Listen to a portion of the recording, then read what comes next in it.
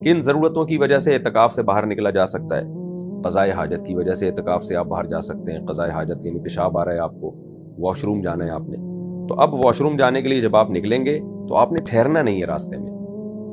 ہاں, اسپیڈ سے جانا ضروری نہیں ہے, آرام آرام سے جائیں, جو آپ کی نیچرل ایک واک کا طریقہ ہے, آپ کی جو نیچرل چال ہے. بھاگتے ہوئے جانے کی ضرورت نہیں ہے, باتیں بھی کر سکتے ہیں چلتے ہوئے, رکنا نہیں ہے آپ نے. واش روم کے پاس گئے تو دیکھا کہ وہاں رش لگا ہوا ہے تو آپ انتظار بھی کر سکتے ہیں, تو وہاں آپ تسلی سے فارغ ہوئے, اس کے بعد جب آپ واپس آ جائیں ہاتھ دھو لیں. تو یہ سب ضرورت کی وجہ سے تو یہ جائز ہے.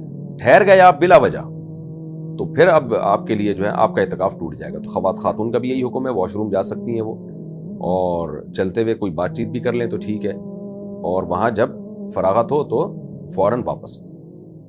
ایک مسئلہ یہ ہو گیا. دوسری بات یہ ہے کہ ٹوتھ پیسٹ یا برش کے لیے اعتکاف سے باہر نکلنا جائز ہے یا نہیں ہے. تو برش کرنے کے لیے آپ اعتکاف سے باہر نہیں نکل سکتے, وضو کرنے کے لیے نکل سکتے ہیں. وضو کے دوران جب آپ کلی کریں تو اسی دوران مسواک بھی کی جا سکتی ہے, ٹوتھ پیسٹ اور برش بھی کیا جا سکتا ہے, تو وہ وضو کا حصہ بن جائے گا, پھر جائز ہے. یہ بات ہو گئی. تیسری بات یہ, فرض غسل کے لیے جانا بھی جائز ہے, اور جمعے کے غسل کے لیے سنت جو غسل ہے اس کے لیے جانا جائز ہے یا نہیں ہے, اس میں بڑا اختلاف ہے. اس لیے میں احتیاط یہ ہے کہ نہ کریں, اور گنجائش والا قول یہ ہے کہ جمعے کا غسل کیا جا سکتا ہے. بعض جگہ پسینے بہت ہوتے ہیں, بدبو بہت ہوتی ہے, احتیاط یہی ہے کہ نہ کیا جائے. اس میں راجح بات دلیل کے لحاظ سے یہی ہے کہ ہمیں کوئی دلیل ملتی نہیں ہے.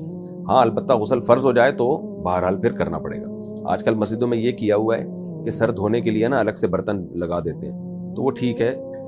مسجد کے اندر ہی اگر کوئی ایسا انتظام ہو نہانے کا کہ جس سے مسجد گندی نہ ہو, یہ خوب سمجھ لیں, کوئی ایسا ٹب وغیرہ رکھ دیا جائے جس میں آپ نہا لیں اور پھر پانی باہر پھینک دیا جائے, تو یہ ٹھیک ہے. یعنی اصل مسئلہ ہے کہ مسجد کے باہر نہیں جانا آپ نے.